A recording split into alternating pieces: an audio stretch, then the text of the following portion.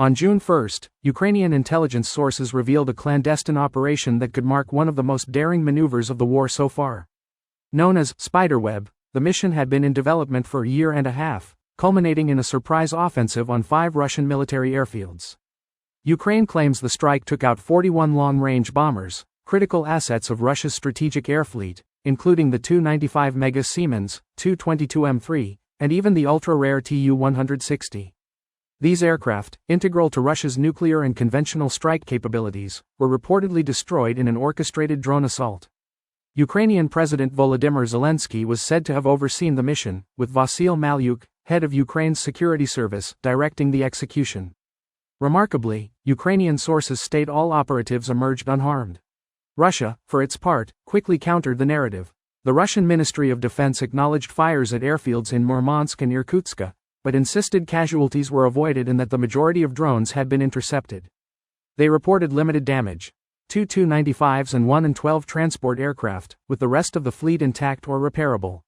Moscow's denial raises familiar questions about transparency and information warfare, though neither side offers independently verifiable evidence. The core issue remains. Russia's fleet of strategic bombers, though estimated at around 120 aircraft by open-source intelligence, has always been partially shrouded in secrecy.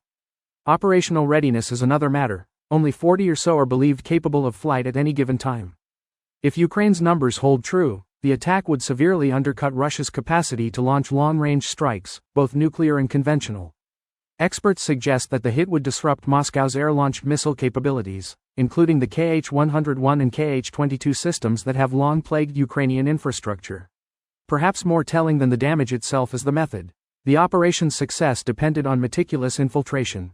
First-person view drones were smuggled into Russia using civilian transportation networks, disguised in freight trucks and concealed in the rooftops of ordinary trains.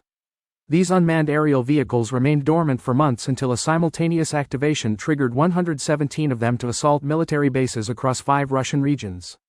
The most distant target, in Irkutsk, lies over 3,500 kilometers from Ukrainian territory, a staggering range that makes this strike not only logistically stunning but also strategically groundbreaking. Military analysts now compare the operation to a modern-day Trojan horse, where the battlefield no longer respects front lines and conventional defenses are rendered obsolete by unconventional innovation. The Alnya Air Base, located just 150 kilometers from NATO member Finland, was a central target. Once considered secure due to its remote northern location, it was believed to be out of reach. But satellite imagery from May showed a significant deployment, 12 Tu-95s and 13 Tu-22s concentrated in one spot. This dense formation became a vulnerability, exposing Russia's flawed assumptions about geographical insulation. The implications are twofold: a breakdown in Russian intelligence gathering and an inflexible defense posture. The ability to move and conceal drones within Russian territory without detection hints at serious internal lapses.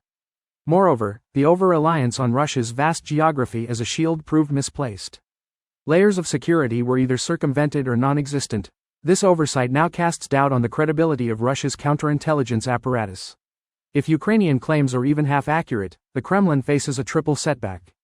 The first is tactical. With key bombers out of service, the delivery systems for cruise missiles are in jeopardy, limiting future strike operations. Second, Russia's nuclear deterrence framework, reliant on the air leg of its triad, has been compromised. Each Tu-160 can carry up to 12 nuclear-capable cruise missiles. Losing any of them weakens Moscow's strategic balance. Third, and perhaps most critically, is the erosion of psychological deterrence. Russia's long-range aviation was a symbol of dominance. Its degradation bolsters Ukrainian morale and invites further behind-the-lines operations. Still, few expect Moscow to remain passive.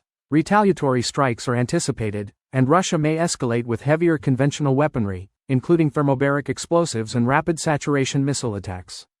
There's even speculation that special forces operations might increase. But will the nuclear threshold be crossed? At present, such a scenario appears unlikely. Russia's nuclear doctrine remains clear. Atomic weapons are to be used only under extreme conditions, such as a nuclear strike on Russian territory, a large-scale assault threatening national survival, or the decapitation of the government or military command. A drone attack on airfields, however damaging, does not meet those criteria. The Federation of American Scientists notes that while Russia's nuclear rhetoric has grown more aggressive, its actual force posture has remained relatively measured, especially concerning strategic deployments. Nevertheless, the shadow of escalation looms. Ukraine's success in redefining warfare through low-cost drones and unconventional logistics has rendered the notion of safe distance obsolete. The war is evolving, and with it, the risks.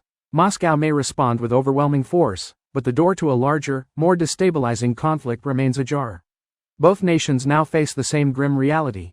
The rules of modern war are shifting, and the edge they walk grows thinner with every strike.